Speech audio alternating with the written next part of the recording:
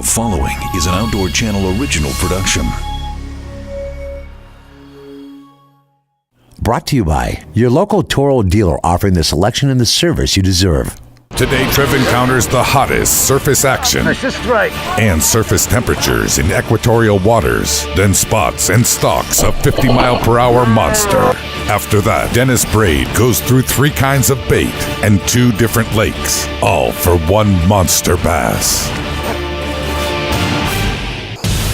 Whatever it takes, wherever it takes them, it's a hunt for monsterfish. Trev Gowdy, America's sportsman, and Dennis Braid, Australia's legend. 2 men dedicated to one thing: catching the biggest fish on the planet. Tangle with the Titans. Watch out! Wow! On Trev Gowdy's Monsterfish.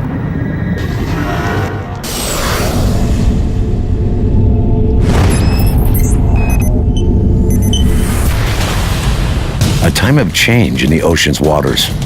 Bunch of tuna in there. And for these tuna, questions about the climate are anything but theoretical. While for anglers, a change in tactic is inevitable. Oh, yeah, vicious strike. Rising ocean temperatures may make bait swarms like this, on the surface, rarer and rarer. But for now, it's a chance to experience the old abundance of the sea. As we bring in the big bonito, we'll need to give chase to the monster yellowfin tuna of the Panama coast. Dawn off western Panama, a favorite time and place, especially when I can sleep off long days of hunting for bait, as my old friend, veteran big game fishing captain, Chamba, of the Panama Big Game Fishing Club, makes the 150-mile outward run for monster yellowfin. Even now, we're still hunting bait that seems to be becoming more and more selective. We went through about 20 schools of bait. This is only the second hit. They get like that, they get finicky. Now we have our bonito, but the yellowfin may be another question. In a week of fishing, we found extraordinary surface temperatures with waters in the 90s, and the yellowfin have kept hidden somewhere in the cooler depths. At last, the birds are revealing yellowfin for us, but we haven't gotten to them yet. This is all big school of tuna. Jumbo's chasing them down right now. They're moving pretty fast. In cooler water, tuna might move and feed like this on the surface for half an hour. But in these hot spring temperatures, the yellowfin have become hit-and-run predators, feeding fast before diving deep. So the boil's gone by the time we get to where it was. And all we can do is run the baits out and hope. Whoop, whoop, whoop, whoop, whoop. Pull down. Here we go, fish. This is a very mysterious take. Hit it!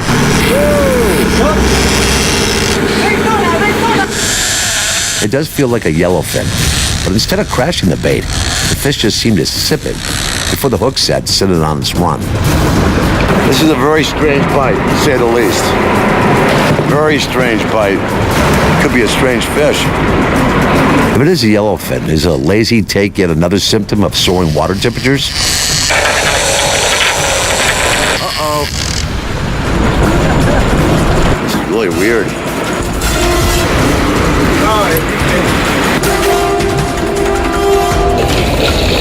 Straight up and down on me. Oh, yeah. Oh, yeah. He's strong. But even in water as hot as this, the yellowfin remains true to its fighting nature.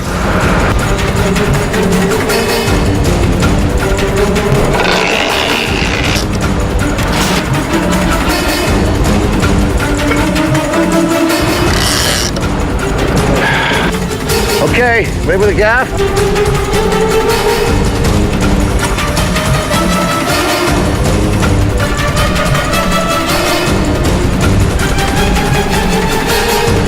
He's still a little green.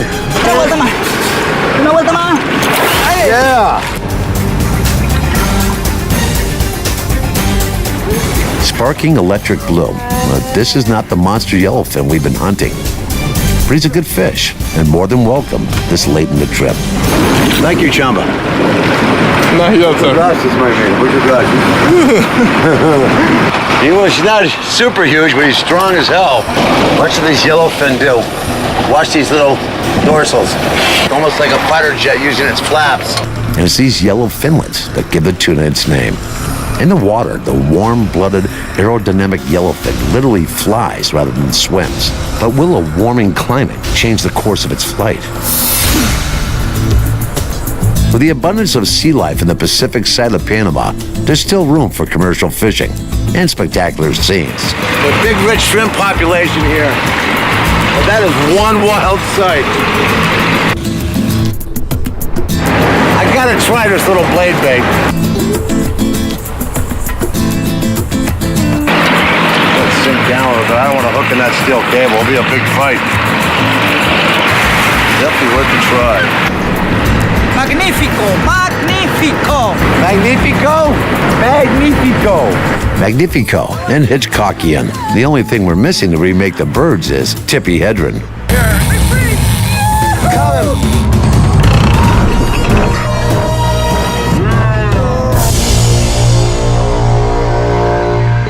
Do you want to win a brand new, fully loaded Tracker boat from Tracker Marine and other great prizes? Just guess the weight of our Monsterfish on OutdoorChannel.com/monster guess for your chance to win.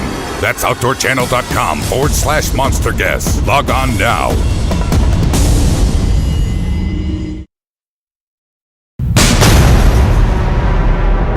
Western Panama, and we see the changes in the ocean temperatures. Good on there.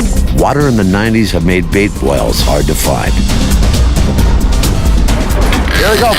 And the yellowfin are hit and run. Even when they take, it's not a hard slam. But after 8 days, we're starting to find them. Now we can go in search of the monster we're after. Sunup, the last day for yellowfin, and a time to adapt to changing conditions in tactics and gear.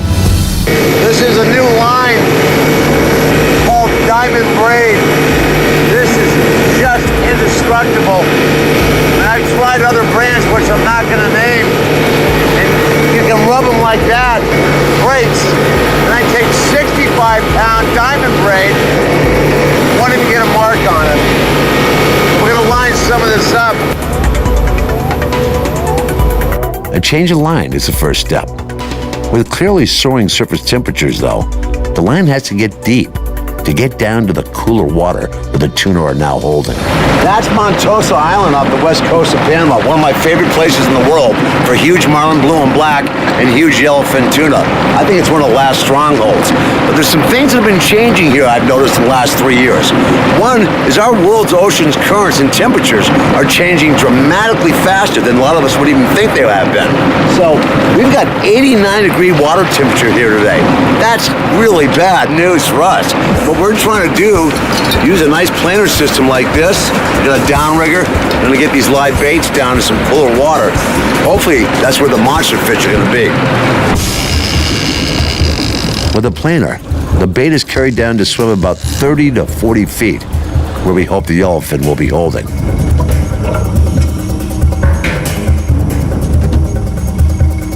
And to bracket the thermal climb, 90 feet, okay? See? we send a downrigger down to fish deep. Now the only thing left to do is wait and let the live baits do the work.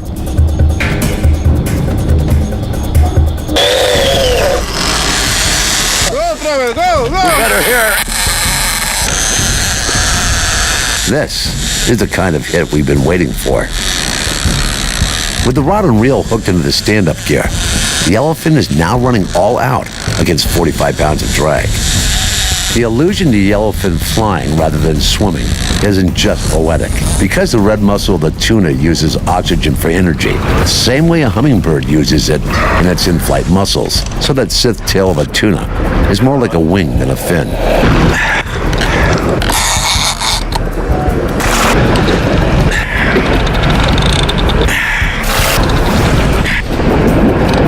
I gotta say, I'm loving the job this orange diamond braid line is doing. Marcelo, ¿cómo estás? Grande. Grande! Grande tuna! fighting this tuna's come down to short rodding. The only way to beat a monster yellowfin at this game is to maximize each lift of the rod and to conserve your own strength and energy by making sure you take in at least 1 or 2 full cranks of line with each pull.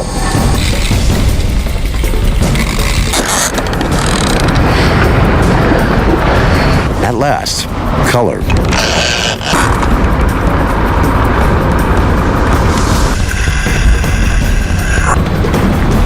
By recognizing the change in seas and knowing how to adapt techniques to deal with that change, a monster yellowfin tuna has been brought to the boat.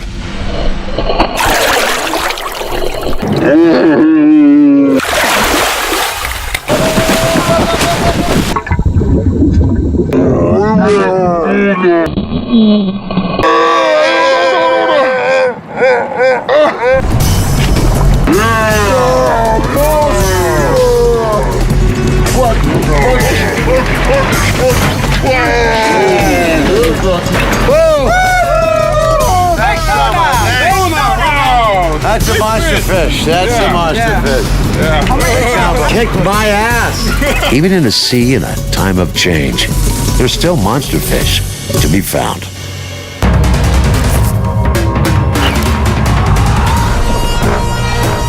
You wishing him?